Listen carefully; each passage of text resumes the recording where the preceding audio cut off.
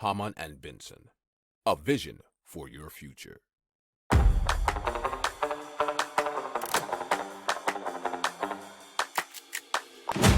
Économie, tech et innovation, hydrogène, énergie. Le journal des stratèges. Présenté par Boris Kalt.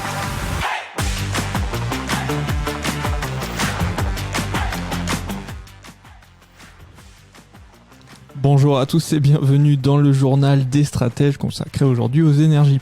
Au sommaire, on va vous parler de carburant de synthèse pour toujours rouler au thermique après 2035 et aussi du plan de l'Union européenne pour sa diversification énergétique. Vous écoutez le journal des stratèges numéro 237 et ça commence tout de suite. Hamann and Benson. Le journal des stratèges. Alors comme vous savez sans doute, l'objectif de l'Union européenne, c'est d'arrêter la vente de voitures neuves à énergie thermique après 2035 afin d'éviter les émissions de CO2 et surtout d'être à zéro émission de CO2 le plus rapidement possible. Et donc il y a certains constructeurs qui travaillent sur des solutions alternatives afin de continuer à rouler avec des motorisations thermiques et le but sans polluer. Alors l'une des solutions, nous dit bfmtv.com, c'est le carburant de synthèse qui est appelé e-fuel ou e-carburant. Alors certains pays ont déjà été contraints dans l'histoire par manque de pétrole de créer ce genre de carburant. C'était notamment l'Allemagne pendant la Seconde Guerre mondiale ou l'Afrique du Sud dans les années 50-60. Alors le ministre des Transports allemand a mis sur la table l'hypothèse de continuer la vente des véhicules équipés de motorisation thermique après 2035 avec l'utilisation de ces carburants synthétiques propres. Et alors déjà en septembre dernier, Porsche a annoncé le début de la construction de la première usine au monde dédiée à la production de carburants de synthèse quasiment neutre en CO2 et au Chili. Alors ça a été plutôt en partenariat avec Siemens Energy, avec une société chilienne qui s'appelle HIF pour Highly Innovative Fuels, mais aussi ExxonMobil ou Enel. Alors l'usine est installée en Patagonie, doit produire 130 000 litres d'e-fuel dès cette année et vise 55 millions de litres en 2024 et 10 fois plus en 2026. Alors l'estimation des futurs tarifs, c'est pour l'instant quand même dit comme un carburant de riche, puisque vu la production très faible actuelle, on est plutôt autour de 5 € le litre.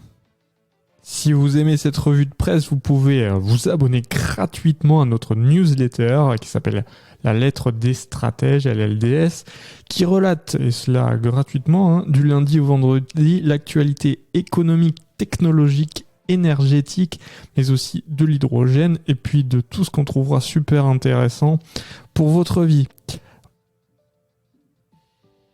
Hamann and Benson. Le journal des stratèges.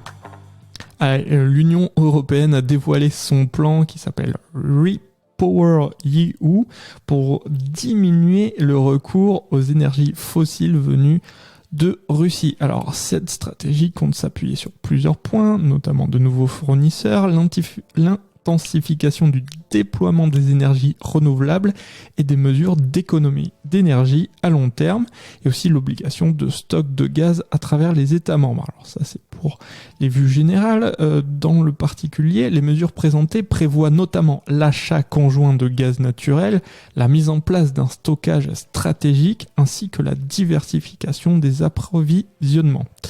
Afin de réduire la dépendance européenne au gaz russe, la Commission entend aussi le remplacer par du gaz naturel liquéfié venu du Qatar ou des États-Unis. Elle veut aussi se diversifier avec ses approvisionnements gaziers en négociant notamment avec les principaux pays producteurs qui sont la Norvège, les États-Unis, le Qatar, l'Algérie. Alors l'UE appelle aussi à accélérer les efforts de décarbonation dans les bâtiments et dans l'industrie prévus dans le plan climat pour 2030. Alors ces mesures permettraient donc de réduire la consommation européenne annuelle de gaz de 30%. La Commission souhaite aussi que les 27 stockent le maximum de gaz. Et donc, il prévoit un projet législatif qui rendrait obligatoire le remplissage des réservoirs souterrains de gaz à au moins 90% de leur capacité pour le 1er octobre de chaque année. Alors, le but de l'exécutif européen, c'est de préparer le continent au prochain hiver avec des objectifs pour chaque pays. Alors, la Commission va notamment permettre aux États de taxer plus les bénéfices des entreprises énergétiques afin de les redistribuer aux ménages subissant la hausse des coûts de l'énergie. Alors, il faut savoir que la Russie fournirait près de 40% du gaz consommé dans l'Union européenne. Les institutions européennes et nationales, mais aussi des entreprises comme Euler Hermes essayent d'évaluer le coût de cette bataille de l'énergie et selon Euler Hermes, la facture pourrait progresser cette année de 30%.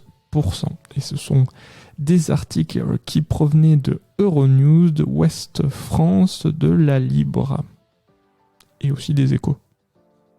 Hamann and Benson. Le journal des stratèges. Voilà, c'est tout pour aujourd'hui. Je vous souhaite une excellente journée. Je vous dis à plus tard pour plus d'infos. Ciao.